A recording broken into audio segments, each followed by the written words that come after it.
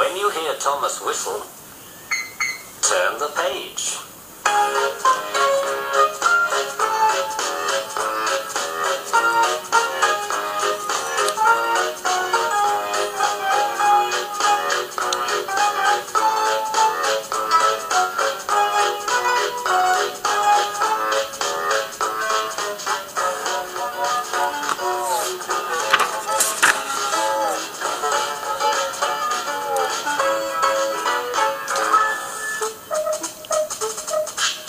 Thomas and Trevor. Trevor, the traction engine, enjoys living in the vicarage orchard on the island of Sodor. Edward, the blue engine, once helped to save him from being turned into scrap, so now Trevor lives at the vicarage and the two engines are great friends. Edward comes to see Trevor every day. Sometimes Trevor is sad because he doesn't have enough work to do. I do like to keep busy all the time, Trevor sighed one day. And I do like company, especially children's company. Cheer up, smiled Edward. The Fat Controller has work for you at his new harbour. I am to take you to meet Thomas today. Oh, exclaimed Trevor happily. A harbour, the seaside. Children, that will be lovely. Trevor's truck was coupled behind Edward and they set off to meet Thomas. Thomas was on his way to the harbour with a trainload of metal pilings. They were needed to make the harbour wall firm and safe. Hello, Thomas, said Edward. This is Trevor, a friend of mine. He's a traction engine. Thomas eyed the newcomer doubtfully. A what engine? He asked. A traction engine, explained Trevor. I run on roads instead of rails. Can you take me to the harbour, please? The Fat Controller has a job for me. Yes, of course, replied Thomas, but he was still puzzled. Workmen coupled Trevor's truck to Thomas's train, and soon they were ready to start their journey. I'm glad the Fat Controller needs me, called Trevor. I don't have enough to do sometimes, you know. Although I can work anywhere, in orchards, on farms, in scrapyards, even at harbours. But you don't run on rails, puffed Thomas. I'm a traction engine. I don't need rails to be useful, replied Trevor. You wait and see. When they reached the harbour, they found everything in confusion. Trucks had been derailed, blocking the line, and stone slabs lay everywhere. We must get these pilings through, said Thomas's driver. They are essential.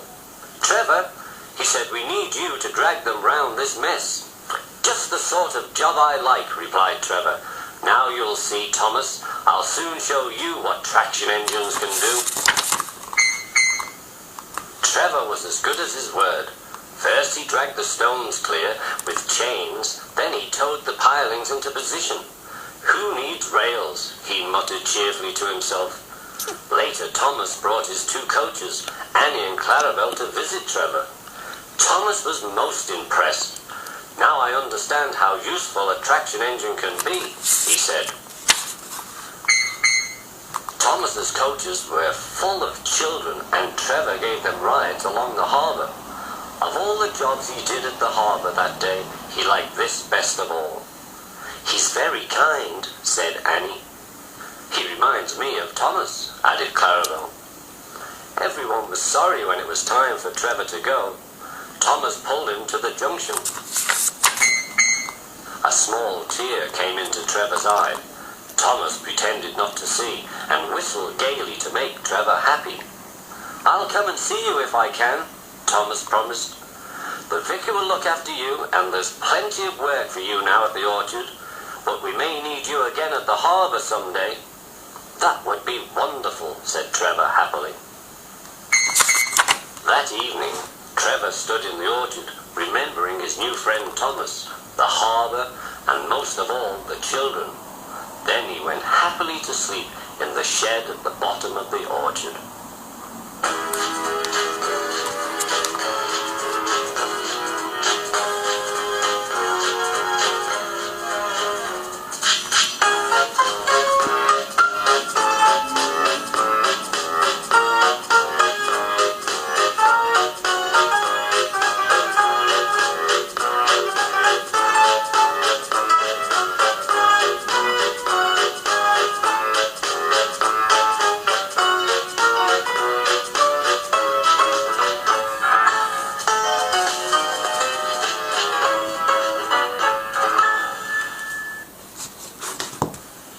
When you hear Thomas whistle, turn the page.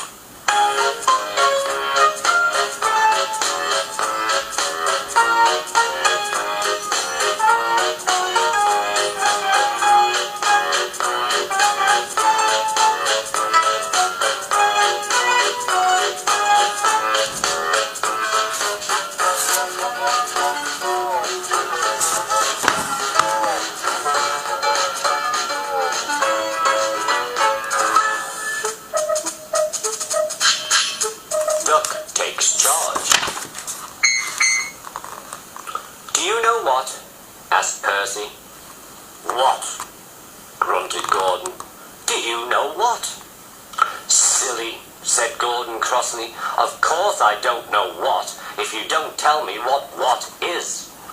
The Fat Controller says that the work in the yard is too heavy for me, said Percy. He's getting a bigger engine to help me. Rubbish, said James. Any engine could do it, he went on grandly.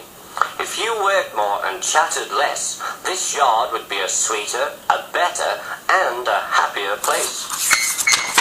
Percy went off to fetch some coaches.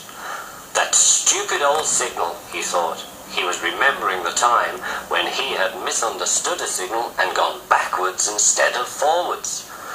No one listens to me now. They think I'm a silly little engine and order me about. I'll show them, he puffed as he ran about the yard. But he didn't know how. By the end of the afternoon, he felt tired and unhappy. He brought some of the coaches to the station and stood puffing at the side of the platform. Hello, Percy, said the Fat Controller. You look tired. Yes, sir, I am, sir, said Percy. I don't know if I'm standing on my dome or my wheels. You look the right way up to me, laughed the Fat Controller. Cheer up. The new engine is bigger than you and can probably do the work alone. Would you like to help to build my new harbour? Thomas and Toby are helping. Oh, yes, sir. Thank you, sir, said Percy happily. The new engine arrived next morning. What's your name? Asked the Fat Controller kindly. Montague, sir, but I'm usually called Duck, he replied. They say I waddle. The engine smiled. I don't really, sir, but I like Duck better than Montague. Good, said the Fat Controller. Duck it shall be.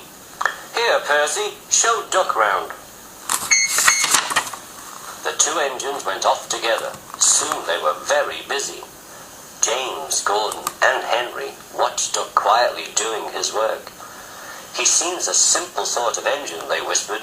We'll have some fun and order him about. Quack! Quack! They wheezed as they passed him. Smoke billowed everywhere. Percy was cross, but Duck took no notice. They'll get tired of it soon, he said. Do they tell you to do things, Percy? Yes, they do, answered Percy crossly.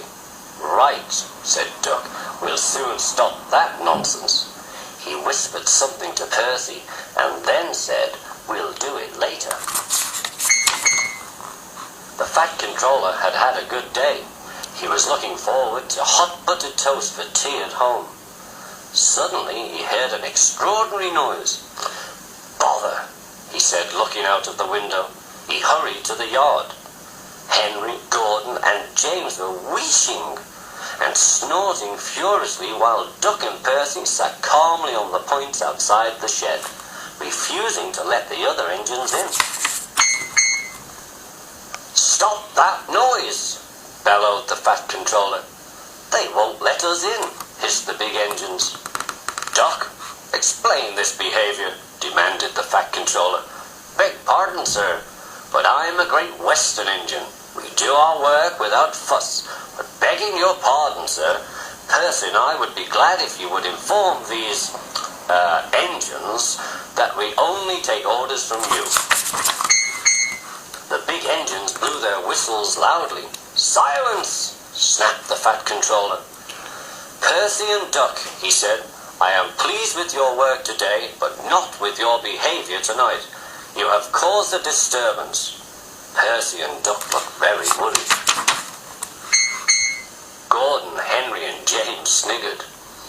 As for you, thundered the Fat Controller, you've been worse. You made the disturbance. Duck is quite right. This is my railway, and I give the orders.